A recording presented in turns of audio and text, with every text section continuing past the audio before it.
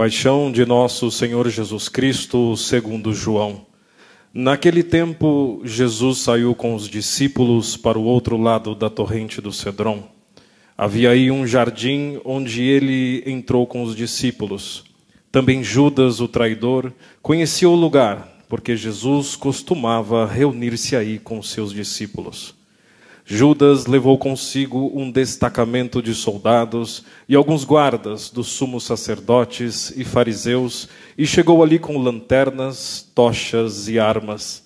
Então Jesus, consciente de tudo o que ia acontecer, saiu ao encontro deles e disse: A quem procurais? Responderam: A Jesus, o Nazareno. Ele disse: Sou eu. Judas, o traidor, estava junto com eles. Quando Jesus disse: Sou eu, eles recuaram e caíram por terra. De novo lhes perguntou: A quem procurais? Eles responderam: A Jesus, o Nazareno. Jesus respondeu: Já vos disse que sou eu. Se é a mim que procurais, deixai que estes se retirem. Assim se realizava a palavra que Jesus tinha dito: Não perdi nenhum daqueles que me confiaste. Simão Pedro, que trazia uma espada consigo, puxou dela e feriu o servo do sumo sacerdote, cortando-lhe a orelha direita. O nome do servo era Malco. Então Jesus disse a Pedro: Guarda a tua espada na bainha. Não vou beber o cálice que meu pai me deu? Então os soldados, o comandante e os guardas dos judeus prenderam Jesus e o amarraram. Conduziram-no primeiro a Anás, que era sogro de Caifás, o sumo sacerdote naquele ano. Foi Caifás que deu aos judeus o conselho: é preferível que um só morra pelo povo. Simão Pedro e um outro discípulo seguiam Jesus. Esse discípulo era conhecido do sumo sacerdote e entrou com Jesus no pátio do sumo sacerdote. Pedro ficou fora, perto da porta. Então o outro discípulo, que era conhecido do sumo sacerdote, saiu, conversou com a encarregada da porta e levou Pedro para dentro. A criada que guardava a porta disse a Pedro: Não pertences também tu aos discípulos desse homem? Ele respondeu: Não. Os empregados e os guardas fizeram uma fogueira e estavam se aquecendo, pois fazia frio. Pedro ficou com eles aquecendo-se. Entretanto, o sumo sacerdote interrogou Jesus a respeito de seus discípulos e de seu ensinamento. Jesus lhe respondeu: Eu falei às claras ao mundo, ensinei sempre na sinagoga e no templo, onde todos os judeus se reúnem. Nada falei às escondidas. Por que me interrogas? Pergunta aos que ouviram o que eu falei. Eles sabem o que eu disse. Quando Jesus falou isso, um dos guardas que ali estava deu-lhe uma bofetada, dizendo: É assim que respondes ao sumo sacerdote? Respondeu-lhe Jesus: Se respondi mal, mostra-me em que. Mas se falei bem, por que me bates? Então Anás enviou Jesus amarrado para Caifás, o sumo sacerdote. Simão Pedro continuava lá em pé, aquecendo-se. Disseram-lhe: Não és tu também um dos discípulos dele? Pedro negou. Não. Então um dos empregados do sumo sacerdote, parente daquele a quem Pedro tinha cortado a orelha, disse: Será que não te vi no jardim com ele? Novamente Pedro negou. E na mesma hora o galo cantou. De Caifás levaram Jesus ao palácio do governador. Era de manhã cedo. Eles mesmos não entraram no palácio para não ficarem impuros e poderem comer a Páscoa. Então Pilatos saiu ao encontro deles e disse: Que acusação apresentais contra este homem? Eles responderam: Se não fosse malfeitor, não o teríamos entregue a ti. Pilatos disse: Tomai-o vós mesmos e julgai-o de acordo com a vossa lei. Os judeus lhe responderam: Nós não podemos condenar ninguém à morte. Assim se realizava o que Jesus tinha dito, significando de que morte havia de morrer. Então Pilatos entrou de novo no palácio, chamou Jesus e perguntou-lhe: Tu és o rei dos judeus? Jesus respondeu: O meu reino não é deste mundo. Se o meu reino fosse deste mundo, os meus guardas teriam lutado para que eu não fosse entregue aos judeus. Mas o meu reino não é daqui. Pilatos disse a Jesus. Então tu és rei? Jesus respondeu: Tu dizes, eu sou rei. Eu nasci e vim ao mundo para isto, para dar testemunho da verdade. Todo aquele que é da verdade, escuta a minha voz. Pilatos disse a Jesus. O que é a verdade? Ao dizer isso, Pilatos saiu ao encontro dos judeus e disse-lhes: Eu não encontro nenhuma culpa nele, mas existe entre vós um costume, que pela Páscoa eu vos solte um preso. Quereis que vos solte o rei dos judeus? Então começaram a gritar de novo. Este não, mas Barrabás. Barrabás era um bandido. Então Pilatos mandou flagelar Jesus. Os soldados teceram uma coroa de espinhos e a colocaram na cabeça de Jesus. Vestiram-no com um manto vermelho, aproximavam-se dele e diziam: Viva o rei dos judeus! E davam-lhe bofetadas. Pilatos saiu de novo e disse aos judeus: Olhai, eu o trago aqui fora diante de vós, para que saibais que não encontro nele crime algum. Então Jesus veio para fora, trazendo a coroa de espinhos e o manto vermelho. Pilato disse-lhes: Eis o homem. Quando viram Jesus, os sumos sacerdotes e os guardas começaram a gritar. Crucifica-o! Crucifica-o! Pilatos respondeu: Levai-o vós mesmos para o crucificar, pois não encontro nele crime algum. Os judeus responderam: Nós temos uma lei, e segundo esta lei, ele deve morrer, porque se fez filho de Deus. Ao ouvir essas palavras, Pilatos ficou com mais medo ainda. Entrou outra vez no palácio e perguntou a Jesus. De onde és tu? Jesus ficou calado. Então Pilatos disse: Não me respondes? Não sabes que tenho autoridade para te soltar e autoridade para te crucificar? Jesus respondeu: Tu não terias autoridade alguma sobre mim se ela não te fosse dada do alto. Quem me entregou a ti, portanto, tem culpa maior. Por causa disso, Pilatos procurava soltar Jesus, mas os judeus gritavam: Se soltas esse homem, não és amigo de César. Todo aquele que se faz rei declara-se contra César. Ouvindo essas palavras, Pilatos levou Jesus para fora e sentou-se no tribunal, num lugar chamado Pavimento, em hebraico Gábata. Era o dia da preparação da Páscoa, por volta do meio-dia.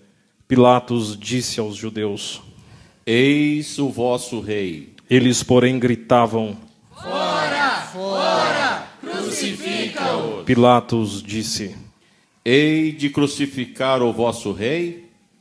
Os sumos sacerdotes responderam: Não temos outro rei, senão César. Então Pilatos entregou Jesus para ser crucificado, e eles o levaram. Jesus tomou a cruz sobre si e saiu para o lugar chamado Calvário, em hebraico Gólgota. Ali o crucificaram junto com outros dois, um de cada lado e Jesus no meio. Pilatos mandou ainda escrever um letreiro e colocá-lo na cruz. Nele estava escrito: Jesus Nazareno, o Rei dos Judeus. Muitos judeus puderam ver o letreiro porque o lugar em que Jesus foi crucificado ficava perto da cidade. O letreiro ficava escrito em hebraico, latim e grego. Então os sumos sacerdotes dos judeus disseram a Pilatos: Não escrevas o rei dos judeus, mas sim o que ele disse. Eu sou o rei dos judeus. Pilatos respondeu: O que escrevi está escrito. Depois que crucificaram Jesus, os soldados repartiram a sua roupa em 4 partes, uma parte para cada soldado. Quanto à túnica, esta era tecida sem costura, em peça única, de alto a baixo. Disseram então entre si: Não vamos dividir a túnica, tiremos sorte para ver de quem será. Assim se cumpria a escritura que diz: repartiram entre si as minhas vestes e lançaram sorte sobre a minha túnica. Assim procederam os soldados. Perto da cruz de Jesus estava de pé a sua mãe, a irmã da sua mãe, Maria de Cleofas, e Maria Madalena.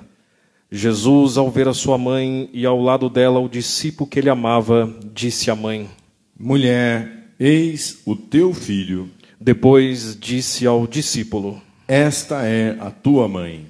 Dessa hora em diante, o discípulo a acolheu consigo. Depois disso, Jesus, sabendo que tudo estava consumado e para que a Escritura se cumprisse até o fim, disse: Tenho sede. Havia ali uma jarra cheia de vinagre.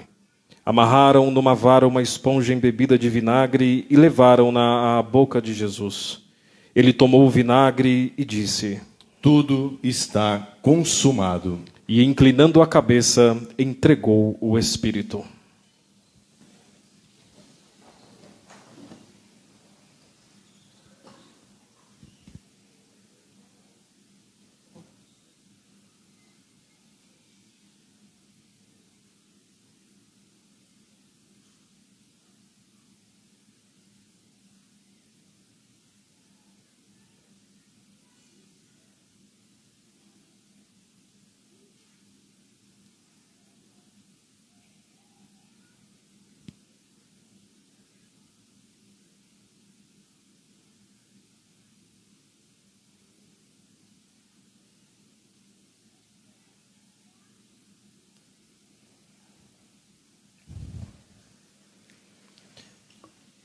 Era o dia da preparação para a Páscoa.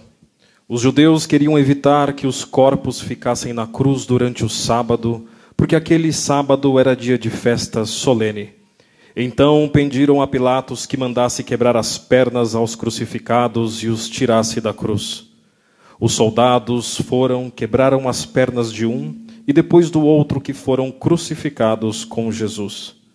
Ao se aproximarem de Jesus e vendo que ele já estava morto, não lhe quebraram as pernas, mas um soldado abriu-lhe o lado com uma lança e logo saiu sangue e água.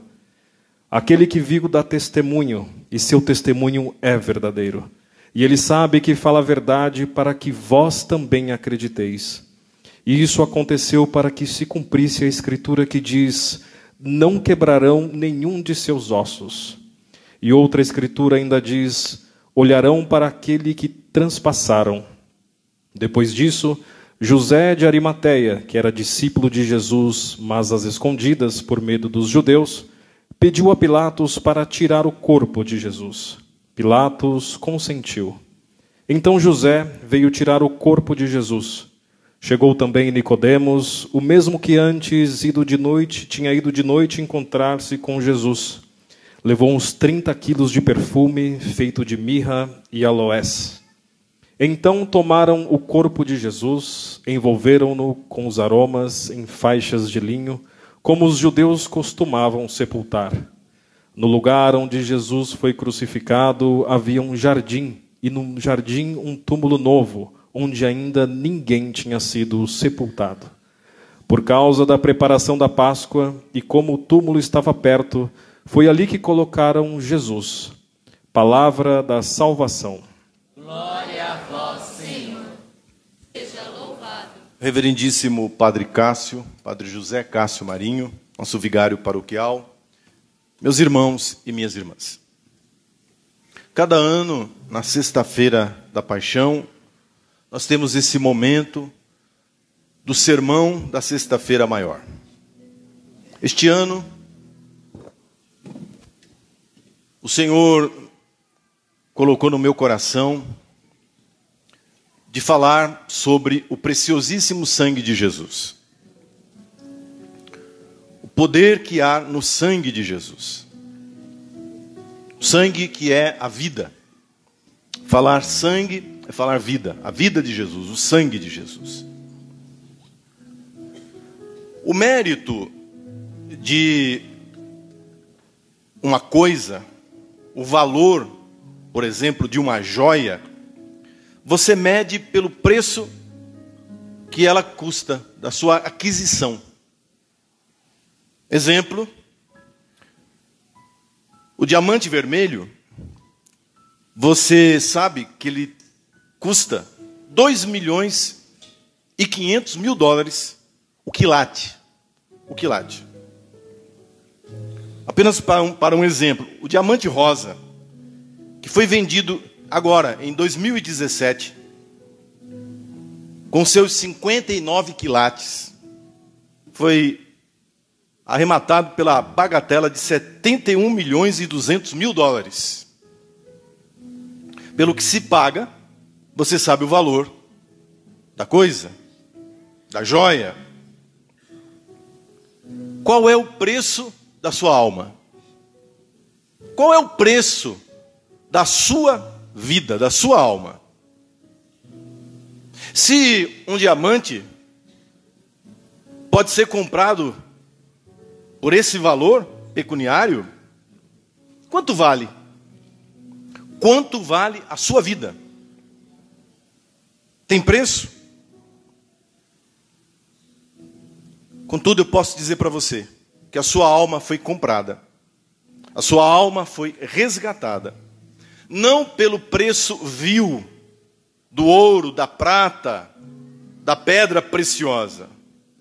O preço da sua alma custou o sangue preciosíssimo do divino Redentor, do divino Cordeiro. Essa é a dignidade, o valor da tua vida diante de Deus.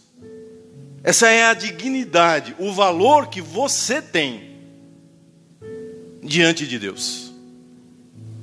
Só o sangue de Deus poderia pagar o preço que você vale. Eu fiz essa conta humana, materialista, para a gente ter uma ideia vaga, mas muito vaga,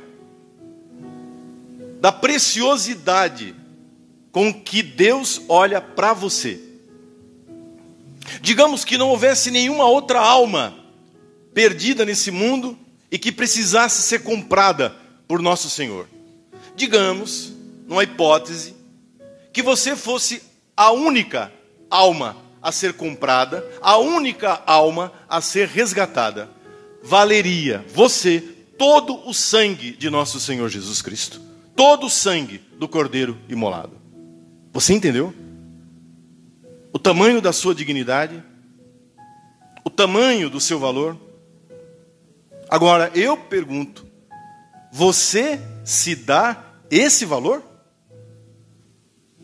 Você tem consciência do quanto você vale diante de Deus?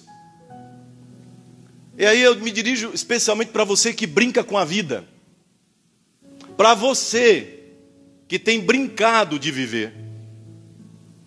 Alguns há 18 anos brincando de viver, outros há 40 anos brincando de viver, outros com 80, 90 anos de idade brincando de viver. Sem consciência de quanto vale a sua alma.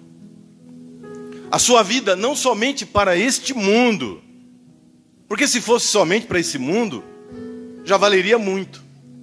Já valeria muito. Mas é mais.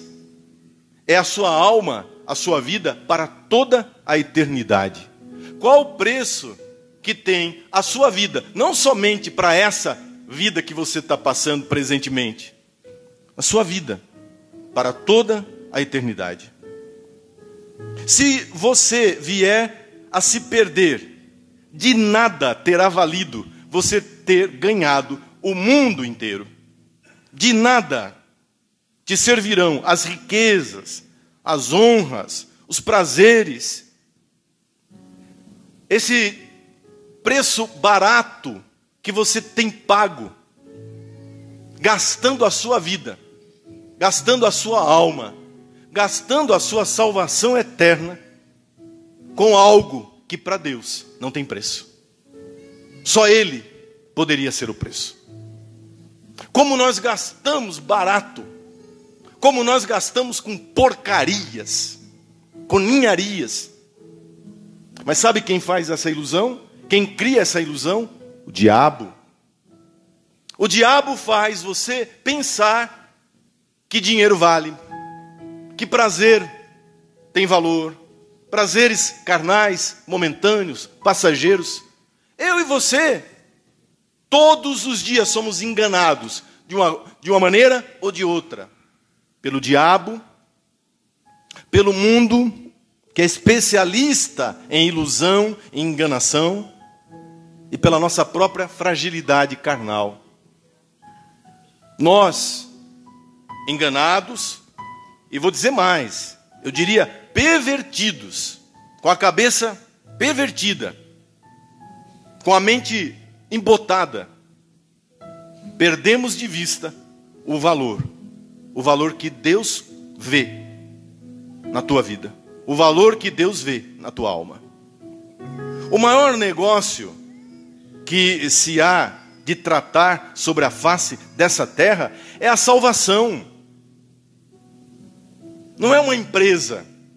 Por mais que você esteja investindo tempo, trabalho, nos seus negócios, no seu trabalho, na sua vocação, na sua carreira, só se essa vocação e essa carreira, essa empresa, tiver valor eterno, for um lugar onde você põe a sua vida a serviço do Evangelho, a serviço do reino. Caso contrário, o que adianta você construir um império? O que adianta você construir um mega negócio se você perder a eternidade? Aliás, já começa a perder aqui, porque não vive para os filhos, porque não vive para a família, porque não vive para si, porque não vive para Deus, para a igreja, para a Eucaristia, não vive. A vida passou, você já está com que idade? Você percebeu como é ilusório? Nada. Se eu vier a ganhar o mundo inteiro, e Jesus tem para você uma palavra de vida eterna. A tua alma foi feita com ela. Um acordo. Deus fez com cada ser humano um negócio, uma negociação. Jesus comprou a sua alma pelo sangue derramado por puro amor na cruz do Calvário. Por esta alma, por sua vida, Jesus foi coroado de espinhos. Nós ouvimos no Evangelho. Ele foi flagelado, amarrado e arrastado para 3 tribunais diferentes: o de Anás, o de Herodes e o de Pôncio Pilatos. Foi zombado e blasfemado. O profeta Isaías vai dizer que nem parecia mais com uma figura humana. Tão escarnecido e violentado ele foi. E os cegos não conseguem olhar e ver que o que ele estava fazendo era pagando o resgate da sua vida, da sua alma. Nós ouvimos muitas vezes isso. Jesus deu seu sangue. Nós ouvimos isso tantas vezes. Começou a derramar sangue na circuncisão. Eu vou até pular essa parte. Prefigurado em todos aqueles sacrifícios do Antigo Testamento. Todos aqueles sacrifícios de animais. Eu não vou nem tratar disso. Eu vou apenas para o Getsêmani, onde ele suava sangue. Ali começou o resgate, propriamente. O preço a ser pago pela sua alma. As chagas abertas pelo açoite, que era um açoite de bola, feito com bola de ferro pontiaguda, que não simplesmente machucava, rasgava a carne do Salvador. Pelo menos uma vez por ano, é preciso que a igreja desperte os afetos, os sentimentos das pessoas.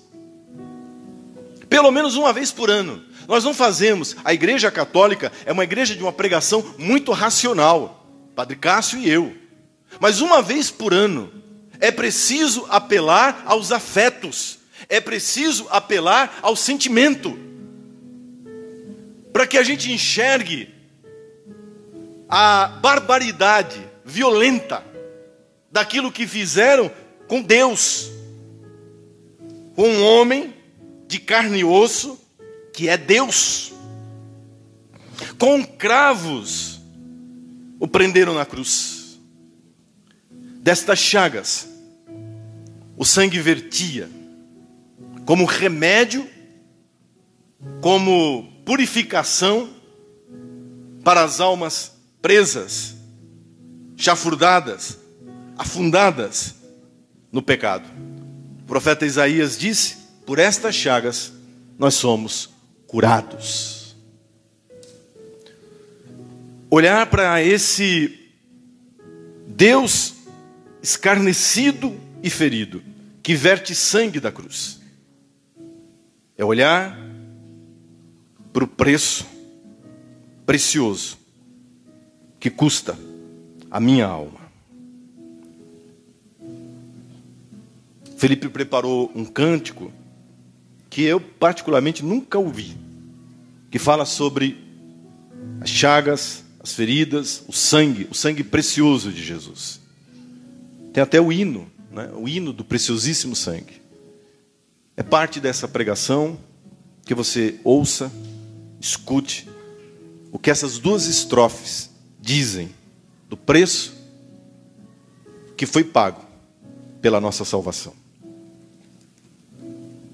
Nos ajoelhamos diante de ti, ó sangue misericordioso do Cristo, cujo a redenção nos traz a graça da salvação,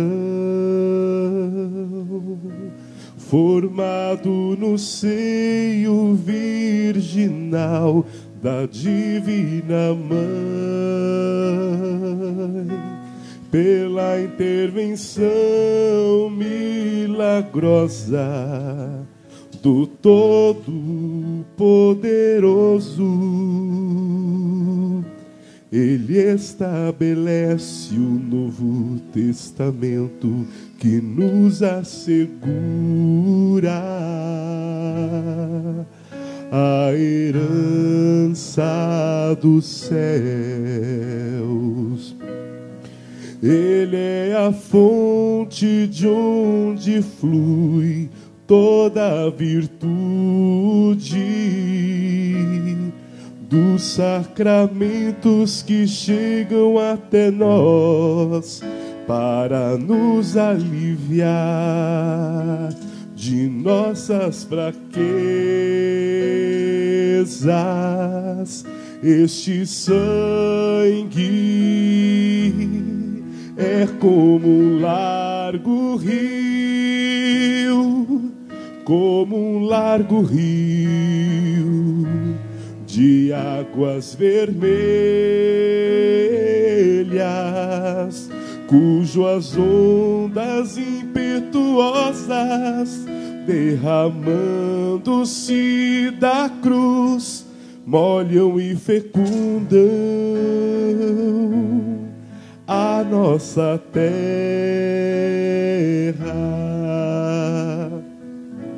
O antigo pecado então se apagou inteiramente, e o velho fermento do mal foi destruído, e que frutos maravilhosos em suas margens mantém.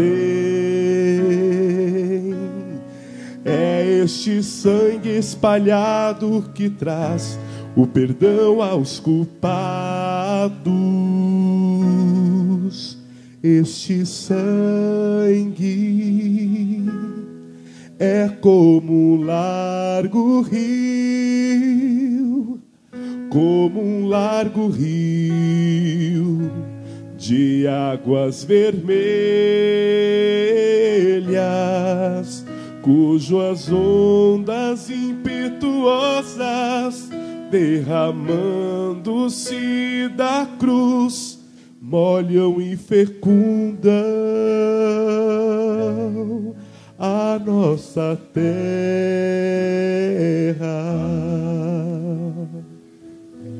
Então, a dívida era sua. A dívida era minha. O nosso pecado, a nossa desobediência, passou uma nota de dívida que o diabo tomou para si, para jogar na nossa cara e dizer: olha aqui, ó, você não é nada, você não vale nada. Os nossos inimigos pegam as nossas misérias e jogam na nossa cara, dizendo: você não vale coisa nenhuma, eu te usei, você é um trapo. Essa dívida, o mundo, a carne, cobra de nós todos os dias. É como se nós estivéssemos vendidos aos nossos inimigos, compreende? E eles jogam sobre nós, repito, todos os dias. O que Jesus fez? Jesus crucificado tomou essa dívida para si, no seu corpo santíssimo.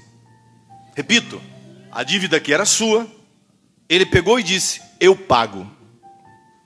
Por amor de você, por amor a você, está pago. Pegou essa nota promissória, essa dívida, e lavou no seu sangue. E desapareceu o que ali estava escrito. O teu passado, o teu presente, o teu futuro, está todo lavado, comprado no precioso sangue de Cristo. Ele pregou na cruz, com o seu corpo, a nota da tua dívida. E o diabo, ele odeia a cruz. O diabo, ele foge da cruz. Por isso ele não pode nem olhar para a dívida que você tinha. Porque ao olhar para a dívida que você tinha, ele encontra o sangue precioso de Jesus. Quando ele olha para querer te acusar do teu passado, você diz: o sangue de Jesus tem poder. Quantas vezes você ouviu isso? Só que você talvez nunca tenha entendido o que é que se diz com essa jaculatória. O poder que tem essa jaculatória. Todas as vezes que o diabo, o mundo, os nossos inimigos, a nossa fragilidade se levanta contra nós, nós clamamos: o sangue de Jesus tem poder. É a cruz que se apresenta.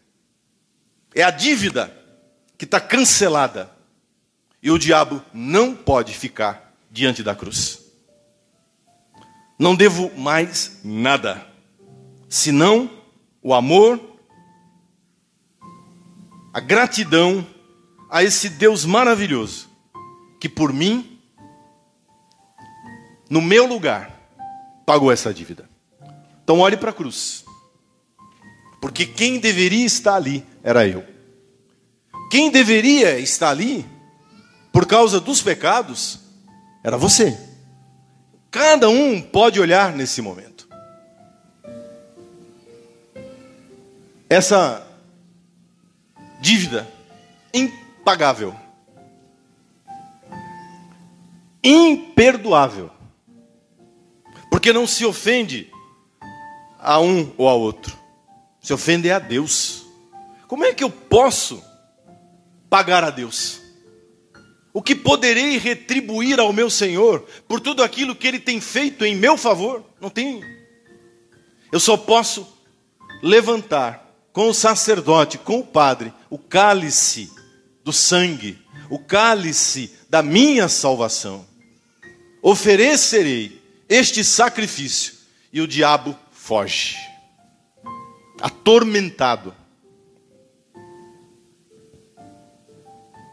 destruído, derrotado, diante do sangue precioso da cruz. Nas chagas de Jesus, eu me escondo. E o inimigo, os inimigos, não têm poder sobre nós. É muito estranho que de repente o diabo, o mundo, a carne, os inimigos, tomem uma força maior do que a do sangue de Cristo. Se eu abrir a minha boca para dizer isso, eu estou negando o sangue de Cristo. Eu estou renegando o poder precioso que me lavou, que me salvou. Não, meu irmão.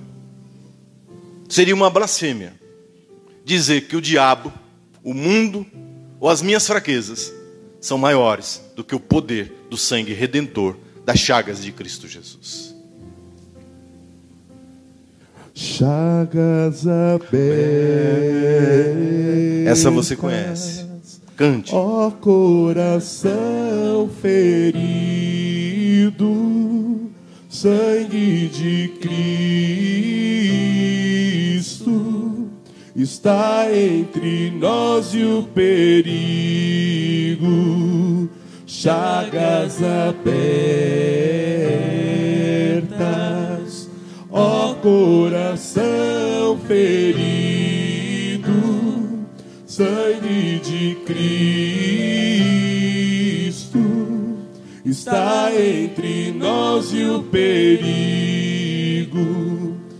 Deus pode cuidar de tudo, posso descansar seguro.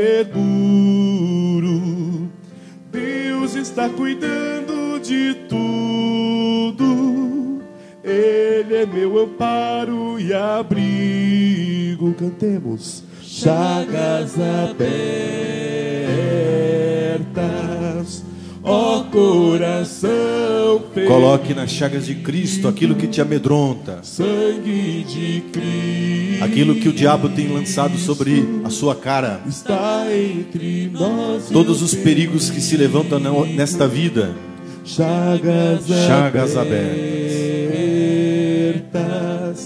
ó coração ferido, sangue de Cristo está entre nós e o perigo. Simples como o som da flauta, doce como mel de abelha, puro como água limpa, forte como o sol que brilha. Cante ao Senhor. Chagas abertas, ó coração ferido, sangue de Cristo está entre nós e o perigo. Cante com fé. Chagas abertas, ó coração ferido, sangue de Cristo está entre nós e o perigo. Entre nós e o perigo, sangue de Cristo. Todas as vezes que o perigo se levantar, entre o perigo e você, o sangue de Cristo. O sangue de Cristo. Aprenda a fazer isso. Todas as vezes. E são muitas. Você já viu uma pessoa entrar em agonia na hora da morte? Quem já viu? Uma pessoa em agonia na hora da morte. Muito bem. A maioria nunca viu. Eu vi muitas vezes, como padre e como sacerdote. Padre Cássio, agora esses dias, né? Acompanhou uma pessoa na despedida final, na agonia final. Eu, a minha mãe. E aí eu vi agonia. Porque uma coisa é a agonia dos outros, não é? Outra coisa é a agonia dos nossos. É completamente diferente.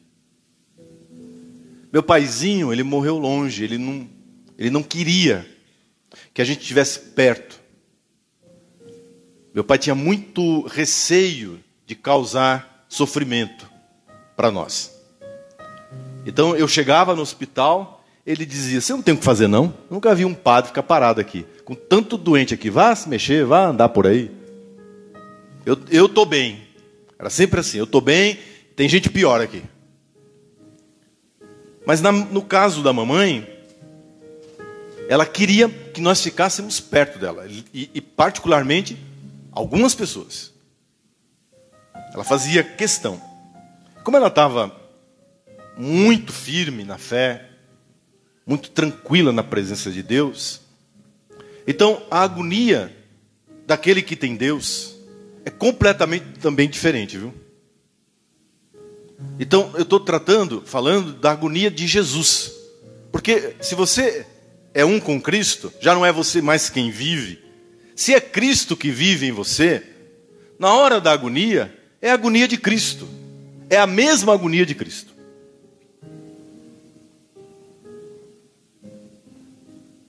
Na agonia, Jesus disse: tenho sede. Essa palavra é uma palavra dentro da agonia. É dentro da dor mais profunda. Vem uma sede, que é uma sede sobrenatural, unida à natural, porque ele está perdendo sangue, ele está se esvaindo em sangue. Agora, imaginem a sede de quem está perdendo e só perdendo sangue e todos os sais minerais. A sede que deve ter sido isso. Sabe o que fizeram com a sede de Jesus? Pegaram uma vara, colocaram isopo, que é uma planta que absorve, embeberam o isopo em vinagre e colocaram na boca machucada, ferida de Nosso Senhor. Isso sufocava, anestesiava e adiantava a morte. Vocês estão entendendo? É de uma maldade e ao mesmo tempo, sem perceberem, eles estão de alguma forma se livrando de Jesus. Aquele que está derramando sangue encontra nos que estão ali do lado quem queira se livrar daquela agonia. É preciso calar Jesus. É preciso pôr um fim. Porque Jesus rezou no Calvário. Jesus disse: Pai, perdoa, eles não sabem o que fazem. Jesus na cruz perdoou um ladrão. Jesus teve tempo para nos dar sua mãe, como presente final, como dom. Filho, eis aí tua mãe, mãe, eis aí o teu filho. Então era muita falação na cabeça dessas pessoas. Quem não suporta Deus, quem não suporta Jesus, quem não suporta a oração, quem não suporta louvor, quem não suporta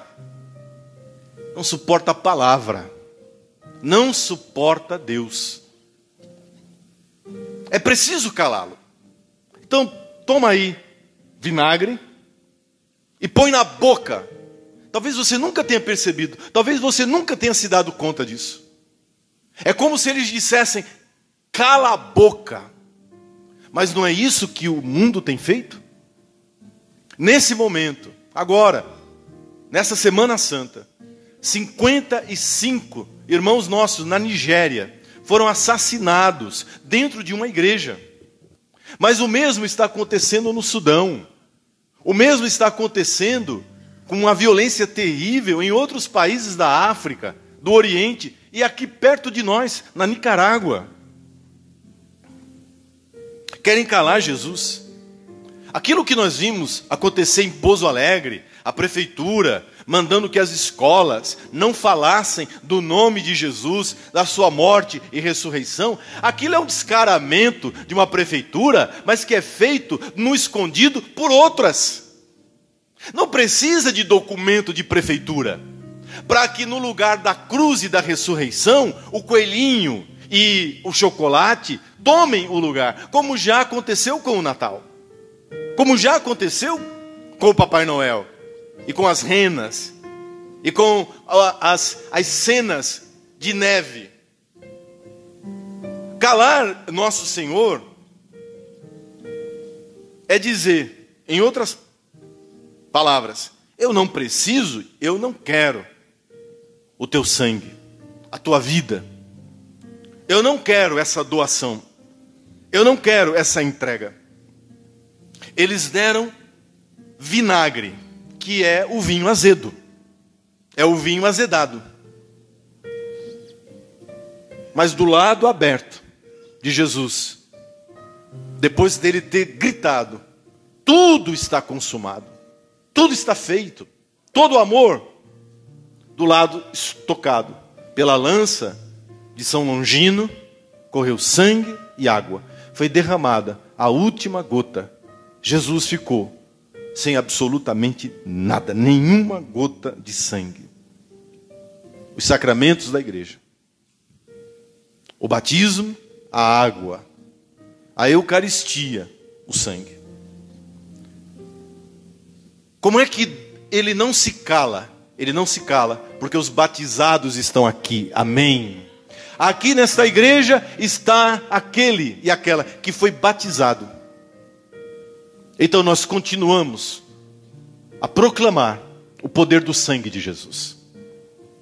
Aqui nesta igreja estão os que comungam, os que recebem todos os dias, toda semana, o corpo, o sangue, a alma e a divindade de nosso Senhor Jesus Cristo. O sangue precioso dele é nosso alimento. O sangue de Cristo é eloquente. Ele continua falando. Falando por você, através da sua vida, através do seu testemunho, através das pastorais, dos movimentos, das associações, através do teu emprego. Você que está nas diversas áreas, Cristo continua falando. Nos mais longínquos locais, nos mais diversos ambientes, pela eloquência daquele que vive do sangue, daquele que vive do batismo, daquele que vive da Eucaristia. Eu convido você a beber desse sangue precioso, a alimentar-se daquilo que nosso Senhor deixou-nos, dos sacramentos da igreja. Uma ou outra pessoa aqui ainda não está casado na igreja. Que o sangue de Cristo una você, a sua mulher, pelos sagrados laços do matrimônio, pelo sacramento do matrimônio. Chega de viver uma vida que não está de acordo com o sangue de Cristo. Tem alguém que está doente, afastado de Deus, tenha coragem de oferecer um padre para essa pessoa. De perguntar, você não quer um padre para vir aqui fazer uma visita para você? Pode ser que num primeiro momento a pessoa se escandalize, se assuste. Está pensando que eu vou morrer. Mas aí você vai conversando. Levar o sacramento da unção dos enfermos. O precioso sangue de Cristo no sacramento da unção. Você que não é crismado, o sangue de Cristo clama o Espírito Santo sobre nós. Você que tem 40, 50 anos e diz, eu não vou procurar o crisma nessa altura do campeonato da minha vida. Mas o Espírito Santo de Deus clama no sangue de Cristo. E assim cada um dos 7 sacramentos da igreja são veículos da graça de Deus, que lavam e santificam. E portanto, Jesus não se calou. Jesus continua falando pelo sangue e pela água. Cantemos. beijo a tua paixão, que me liberta das minhas paixões. Beijo a tua cruz. Espiritualmente, beije a cruz de Cristo. Que condena e esmaga o pecado em mim.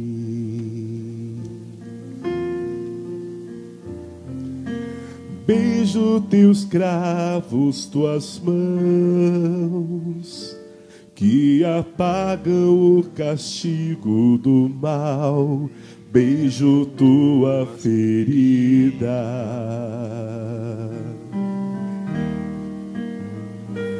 que curou a ferida do meu coração.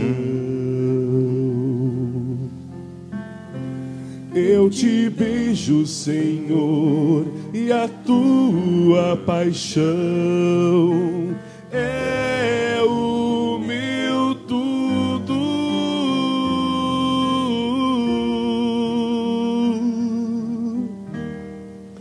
És meu tudo, Jesus, amado de minha alma. Quando a sua vida for terminando aqui sobre a face dessa terra, e quando a agonia chegar, você saberá que terá valido a pena ter sido honesto com a água do seu batismo, ter vivido do sangue precioso da Santa Eucaristia. Hoje, talvez, com saúde, forte, com dinheiro no bolso, ou correndo atrás aí do prejuízo, talvez você não se dê conta. Mas tudo o que você decide hoje nessa celebração, tudo o que você decide hoje nesta celebração, será concluído na hora da agonia final. Valeu a pena ter sido batizado. Valeu viver o meu batismo. Valeu, Senhor, cada missa, cada Eucaristia, ter vivido dos teus sacramentos.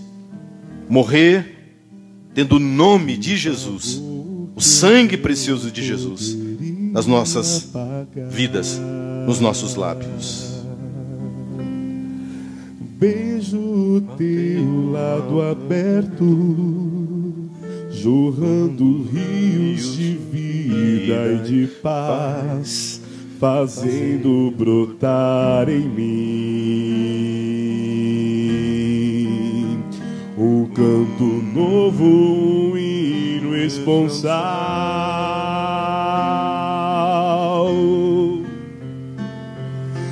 Beijo tuas vestes que esconderam minhas misérias.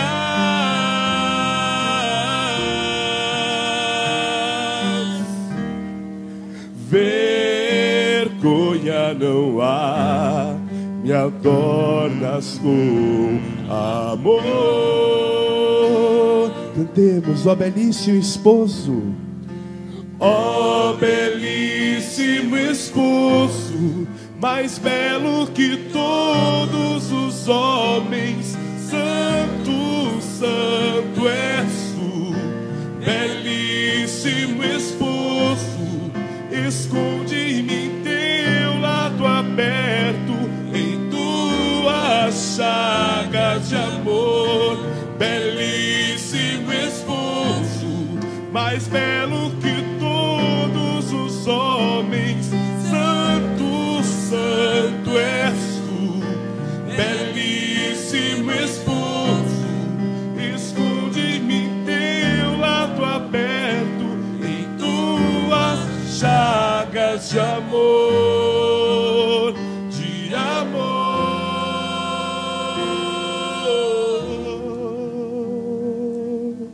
Se você está disposto nesta noite a estar do lado de Nossa Senhora das Dores, entregando a sua vida para ser banhada no sangue de Cristo, se você quiser, você pode ficar de pé.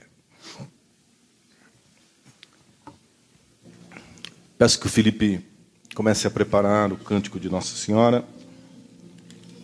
a Mãe dolorosa, recebe-nos nos seus braços, como recebeu nos braços o Filho, sem nenhuma gota de sangue. Quando nós rezamos as lágrimas de Nossa Senhora, a gente só precisa se lembrar de uma coisa. As lágrimas que Nossa Senhora derramava aos pés da cruz eram banhadas no sangue de Jesus que escorria da cruz. Então as lágrimas de Maria estavam misturadas ao sangue precioso de Cristo. Isso é a maior dor que uma mãe poderia sentir sobre a face dessa terra. Ver as suas lágrimas se misturarem às lágrimas de seu filho, sabendo que seu filho é Deus. Sabendo que seu filho, gerado em seu ventre durante 9 meses, amado, cuidado, o corpo todo santo, todo puro, sem nenhuma mancha. As lágrimas da Virgem Santíssima se misturavam ao sangue precioso de Jesus. Porque não pense que a cruz estava numa altura que fosse... A cruz geralmente era na altura do chão. Os soldados dificilmente permitiam que alguém chegasse perto do crucificado, mas era a mãe. Então, com certeza, a mãe pôde se aproximar nesse momento. A bondade de um rico, José de Arimateia, de um rico, de um homem de bem, mas também de posses, conseguiu, porque só nessa hora, filho, senão jamais. E aí ele consegue tirar da cruz o corpo inerte do Salvador e vai para os braços de Nossa Senhora sem nenhuma gota de sangue. E agora eu peço que você se ponha nos braços dessa mãe também, porque agora o sangue dele corre nas suas veias, nas nossas veias. Olhe para a imagem de Nossa Senhora, a Virgem dolorosa, com uma estaca, uma adaga, uma espada no coração, no peito. É a Virgem oferente, é a Virgem que oferta sem igual. Nenhuma outra mulher sobre a face da terra poderia oferecer o que Nossa Senhora está oferecendo. Ela oferece o sangue que é 100% seu DNA. Não há uma gota de sangue em Cristo que não tenha o DNA da Virgem Santíssima. Nenhum ser humano poderia oferecer o que ela está oferecendo. Poderia abraçar quem ela está abraçando. Por isso, podemos dizer, ela é corredentora, medianeira de todas as graças. Eu me coloco nas tuas mãos, ó Mãe. Se tem alguém nessa igreja, se você sente da parte de Deus a necessidade de se ajoelhar para pedir perdão e misericórdia, para começar hoje uma vida nova, para mudar de vida, não tenha vergonha não de quem está perto, né? Quero mudar de vida, quero ter uma vida nova. Talvez você nunca tenha tido devoção pelo preciosíssimo sangue de Jesus. Talvez você não tenha ideia, não tenha tido nunca esse insight, essa iluminação do poder maravilhoso do precioso sangue de Jesus. Mas Nossa Senhora quer que você conheça esse poder. Nos braços da Virgem Santíssima, você tem a escola da cruz. Nos braços de Nossa Senhora, a corredentora, a medianeira de todas as graças. Porque tudo o que nós temos veio por Nossa Senhora. Porque tudo o que nós temos é Jesus. Tudo o que nós temos é Jesus. E Ele veio por Nossa Senhora. Pelo sim da Virgem Maria. Pelo ventre dela. Então nesta tarde, nesta noite, você pode se confiar como filho, como filha. Diga a Nossa Senhora, é nos teus braços, ó Mãe, é debaixo da tua poderosa intercessão que o sangue do teu Filho Jesus terá efeito na minha vida.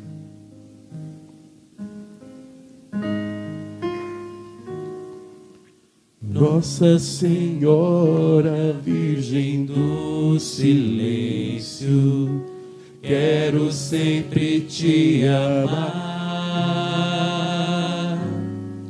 deitar no teu colo, senti teu perfume, teu carinho materno ganhar. Nossa Senhora, Virgem do Silêncio, quero sempre te amar. Deitar no teu colo, sentir teu perfume, teu carinho materno ganhar.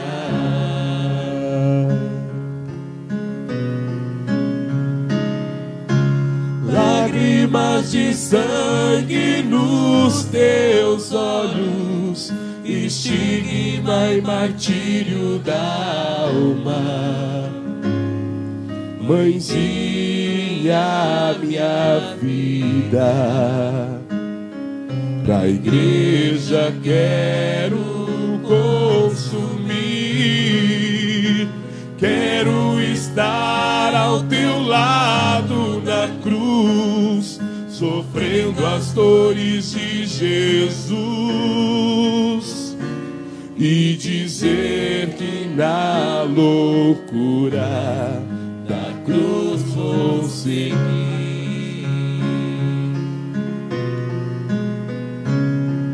Lágrimas de sangue dos teus olhos, estigma e martírio da alma. Mãezinha, minha vida, mãezinha, minha vida, pra igreja quero consumir. Quero estar ao teu lado na cruz, sofrendo as dores de Jesus, e dizer que na loucura da cruz vou seguir.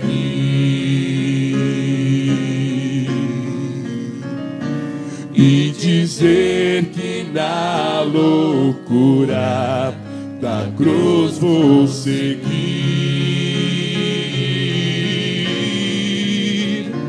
E dizer que na loucura da cruz vou seguir.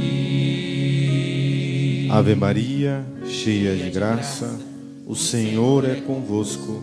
Bendita sois vós entre as mulheres, e bendito é o fruto do vosso ventre, Jesus.